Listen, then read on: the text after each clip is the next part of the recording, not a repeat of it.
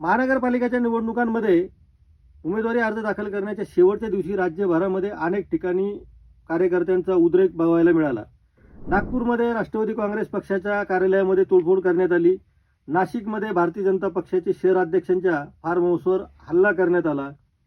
अशाच काही घटना राज्यातील वेगवेगळ्या भागात घडत राहिल्या. छत्रपती संभाजीनगरमध्ये तर भारतीय जनता पक्षाच्या कार्यकर्त्यांनी प्रचंड संताप व्यक्त करत अंगावर रॉकेल आणि पेट्रोल ओतून आत्मदहनाचा इशारा दिला आणि तसा प्रयत्न देखील केला. अनेक कार्यकर्ते ओक्साबोक्शी रडले. त्यामुळं संभाजीनगरमधील भारतीय जनता पक्षाचे अनेक पदाधिकारी आपलं कार्यालय सोडून अक्षरशः पळून गेले. अशा घटना मुंबईमध्ये सुद्धा तुरळक प्रमाणात घडल्या.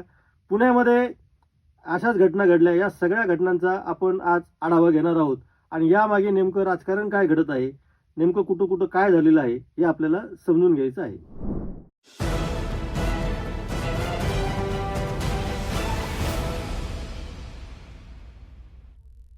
नमस्कार, मी संजय वरकड. आपण न्यूज यात्रा पाहायला सुरुवात केलेली आहे. आपण आधीच चर्चा केलेली आहे की राज्यभरामध्ये कार्यकर्त्यांमध्ये जो उद्रेक झालेला आहे त्याची सुरुवात आपण आज करणार आहोत छत्रपती संभाजीनगरपासून. कारण छत्रपती संभाजीनगरच्या भारतीय जनता पक्षाच्या कार्यालयामध्ये आज जे काही घडलं ते अत्यंत अभूतपूर्व असं होतं, अनपेक्षित होतं आणि सगळ्यांच्या मनाला धक्का देणारं, विशेषतः जे कार्यकर्ते डावलले गेलेले आहेत त्यांच्या जखमांवर मीठ चोळणारं होतं. इतके दिवस भारतीय जनता पक्षाचं काम करणारे अनेक कार्यकर्ते या सगळ्या भारतीय जनता पक्षाच्या स्थानिक पदाधिकाऱ्यांनी घेतलेल्या निर्णयावर प्रचंड नाराज झाले आणि अनेकांनी आपल्या भावनांना वाट मोकळी करून दिली. काहींनी आपली भावना व्यक्त करताना काहींना अश्रू अनावर झाले, तर काहींनी अंगावर पेट्रोल ओतून घेण्याचाही प्रयत्न केला. भारतीय जनता पक्षाच्या अनेक ठिकाणच्या कार्यालयातील पोस्टर सुद्धा भाजपच्या कार्यकर्त्यांनी फाडले. याशिवाय रिपब्लिकन पार्टीला भारतीय जनता पक्षाने जो शब्द दिला होता तो शब्द पाळला नाही म्हणून भारतीय जनता पक्षाच्या कार्यालयावर रिपब्लिकन पक्षाचे कार्यकर्ते सुद्धा धावून गेले. त्यामुळं छत्रपती संभाजीनगरमध्ये अभूतपूर्व असा गोंधळ या निमित्ताने आपल्याला बघायला मिळाला. सगळ्यात महत्त्वाचं म्हणजे ही सगळे गोंधळ सुरू असताना भारतीय जनता पक्षाचे स्थानिक पदाधिकाऱ्यांनी आपल्या कार्यकर्त्यांना सामोरं जाण्याच्या ऐवजी कार्यालयातून पळ काढणं पसंत केलं आणि कार्यकर्त्यांची कुठल्याही प्रकारचा संवाद साधला नाही. त्यामुळं असंतोषाचा भडका वाढत गेला आणि हे सगळं सीमोल्लंघन वार्डापर्यंत सुद्धा पोहोचलं. अचानक पक्षात आलेल्या अनेकांना भारतीय जनता पक्षाने तिकीट वाटप केलं असा आरोप करण्यात आला.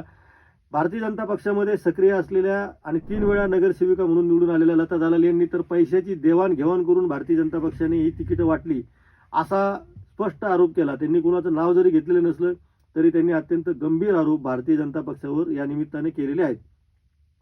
भारतीय जनता पक्षासह शिवसेनेच्या एकनाथ शिंदे गटाची आज सकाळी युती तुटल्यानंतर जी उमेदवारी यादी जाहीर करणार होते ती यादी तर जाहीर झालीच नाही, परंतु यादी जाहीर न करता AB फॉर्म वाटायला सुरुवात केले. कार्यालयामध्ये फक्त उमेदवार, सूचक आणि अनुमोदक या तिघांनाच प्रवेश देण्यात आला.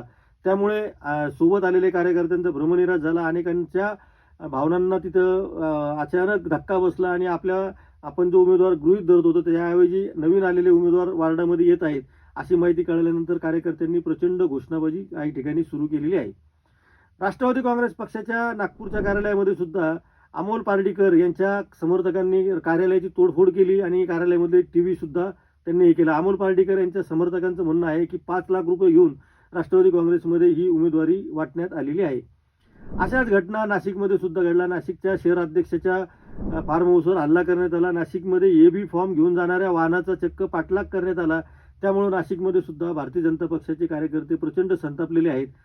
नाशिक असो, छत्रपती संभाजीनगर असो किंवा आणखी अन्य ठिकाणी असो, भारतीय जनता पक्षामध्ये प्रचंड असंतोष उफाळलेला आहे. मूळ कार्यकर्त्यांच्या ऐवजी पक्षामध्ये आलेल्या अनेकांना संधी दिली जात आहे असं सांगितलं जात आहे. राज ठाकरेंच्या पक्षाच्या बाबतीत बोलायचं तर राज ठाकरेंच्या पक्षामध्ये भांडूपमध्ये एका उमेदवाराने बंडखोरी केली अशी माहिती आत्ता येत आहे.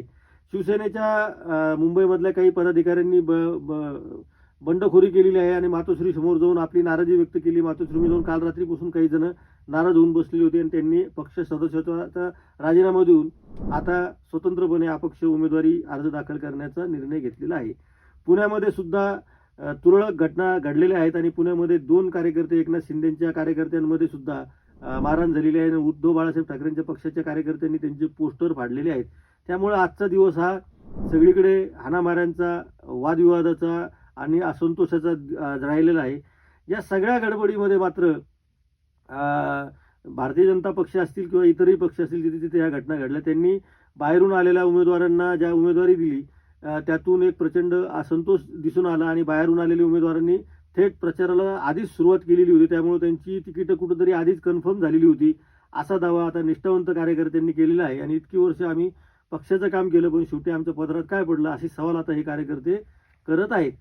उमेदवारी अर्ज घ्यायला आणखीन काही दिवस बाकी असल्याने उदय सामंत यांनी भारतीय जनता पक्ष आणि शिवसेना या दोन्ही पक्षाच्या वतीने असे जाहीर केले की राज्यभरामध्ये 16 ठिकाणी युती तुटली असं जरी जाहीर झालेलं असलं तरी अजूनही युती तुटलेली नाही. आम्ही बोलणी चालू आहे आणि उमेदवारी अर्ज घेण्याच्या शेवटच्या दिवशी आम्ही या सगळ्या गोष्टीवर ऑपरेशन करून युती करूच असा दावा त्यांनी केलेला आहे. हा दावा कितपत खरा ठरतो का? नाराज झालेले कार्यकर्ते बंडखोऱ्या करतात का? हे वाद आणखीन विकोपाला जातात का? पक्षश्रेष्ठी त्यांना कशा पद्धतीने समजूत घालतात की हे कार्यकर्ते पक्षांतर करतात?